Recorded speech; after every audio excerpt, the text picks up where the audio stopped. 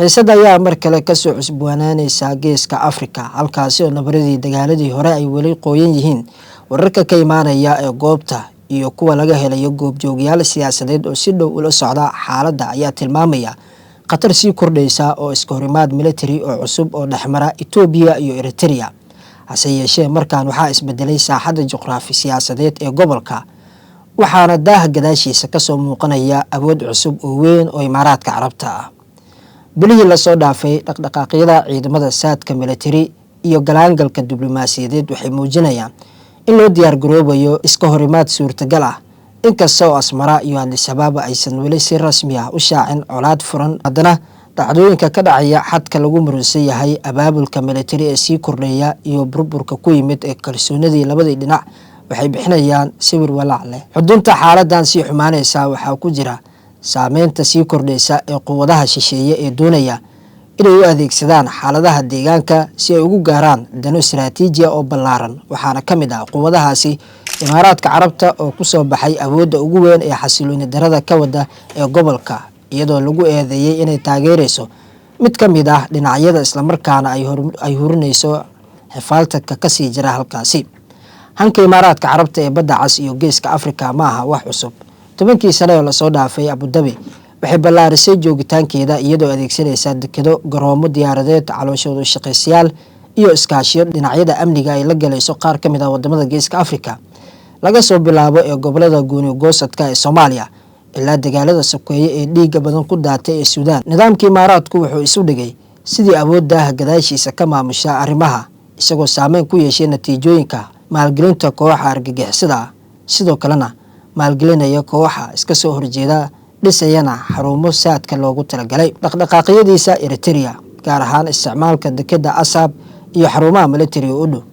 ayaa muddo dheer ahaa kuwo muran dhaliyay. Sida la sheegay, xarumahan waxaa loo adeegsaday intii uu socday dagaalkii Tigray si loo taageero ciidamada federaalka Itoobiya, iyadoo diyaaradaha aan duuliyaha lahayn Imaaraadka ay ka ciyaaraan door muhiim ah. Si kastaba ha ahaatee, tan iyo markii uu dagaalkaasi si rasmi ah u dhamaaday, xiriirka u dhexeeya Eritrea iyo Itoobiya ayaa xumaaday, taas oo Imaaraadka gelisay xaalad adag oo u dhexeysa labadiisa xulafo ee hore. Hase yeeshee, halkii ay ku dhiirigelin lahayd xaaladda dejinta, Imaaraadku wuxuu u muuqdaa mid ka faa'iideysanaya burburka xiriirka. Baaritaano ay sameysay shabakada loo yaqaano Dark Box ayaa xaqiijisay in howlwadeeno Imaaraati ah ay kordhiyeen la falgalkooda ee mas'uuliyiinta Eritrea bilihii la soo dhaafay, iyagoo ballan qaaday maalgashi dheeri ah, iyagoo sidoo kale ballan qaaday gargaar dheeri ah iyo sidoo kale taageero military ay siiyaan si isbedelkeeda ay u helaan shabakadaha sirdoonka iyo inay saldhigyo istiraatiiji ah ka sameystaan ee badda cas. Ilwareedyo ku dhow ciidamada Eritrea ayaa sheegay in qalab basaas ah, diyaarad aan duuliye lahayn iyo gawaari gaashaaman oo dhowaan la geeyay dalkaas, kuwaas oo la aaminsan yahay in Imaaraadku soo fududeeyay ay dhiirigeliyeen hoggaanka Eritrea. Madaxweyne Isaias Afwerki, oo lagu yaqaano mowqifkiisa adag iyo shakiga uu ka qabo damaca Itoobiya, ayaa la sheegay inuu taageerada Imaaraadka u arkay iftiin cagaaran oo u ogolaanaya inuu dib u soo ceshado awoodiisa ee dhulalka xuduudda. Kalsoonida cusub waxay ka muuqataa hadallo sii kordhaya oo gardaro wata oo kasoo yeeraya warbaahinta dowladda Eritrea iyo kordhinta dowlad-tusyada military ee meelaha u dhow goobaha lagu muransan yahay sida Badma iyo Torsna. Dhanka kale, warbixinada diblomaasiyadeed waxay tilmaamayaan in Imaaraadku ku dhiirigeliyay Eritrea inay isku muujiso damaanad qaad amni oo gobolka ah, kaasoo awood u leh inuu xakameeyo damaca Itoobiya, gaar ahaan xilli ay dowladda Ra'iisul Wasaare Abiy Ahmed oo doonaysay inay dejiso mucaaradka gudaha iyo inay hagaajiso xiriirka ay la leedahay hogaamiyayaasha Tigray.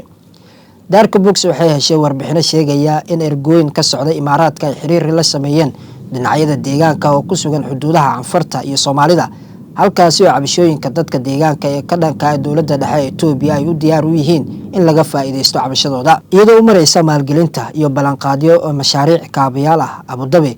waxaa lagu eedeeyay inay isku dayeyso inay sameyso daacadnimo oo dadka deegaanka weji ay ka diyaarsato, kadibna ay hubeyso ayna wiiqdo midnimada gudaha Itoobiya. Istiraatiijiyadan qaybi oo xukun ah waxay sidoo kale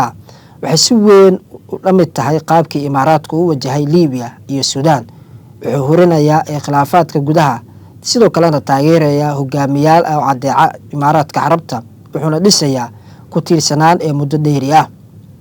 Intaa waxaa dheer, saameynta dhaqaale ee sii kordhaysa Imaaraadka ee saadka badda cas iyo marinada ganacsiga ee gudaha waxay ka dhigan tahay in iskahorimaad kasta oo mustaqbalka dhexmara Eritrea iyo Ethiopia uu si dadban faa'iido ugu noqon karo ee danaha istiraatiijiga ah Imaaraadka, gaar ahaan haddii uu ogolaato Abu Dhabi inay sii dhexdhexaadiso xabad joojinta ama ay hesho fursad gaar ah oo ay uga qayb qaadato dib u dhiska ee dagaalka kadib.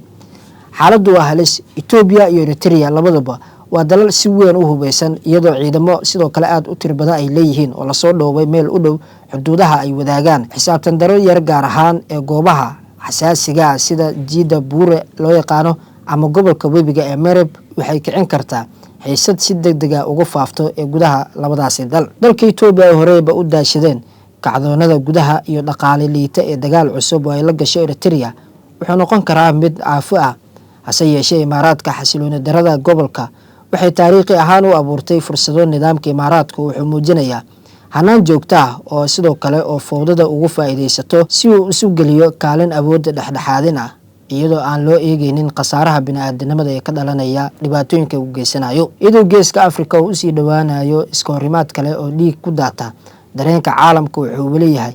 mid si khatar ah u kooban ee khatarta dagaal ee u dhexeeya Eritrea iyo Ethiopia ma ahan oo kaliya arrin ku saabsan cabasho ee laba geesood ah, balse waa mid ka tarjumaya sida quwadaha shisheeye gaar ahaan Imaaraadku ay u wiiqayaan madax bannaanida gobolka si ay u raadsadaan saameyn caalami ah inay ku yeeshaan Geeska Afrika.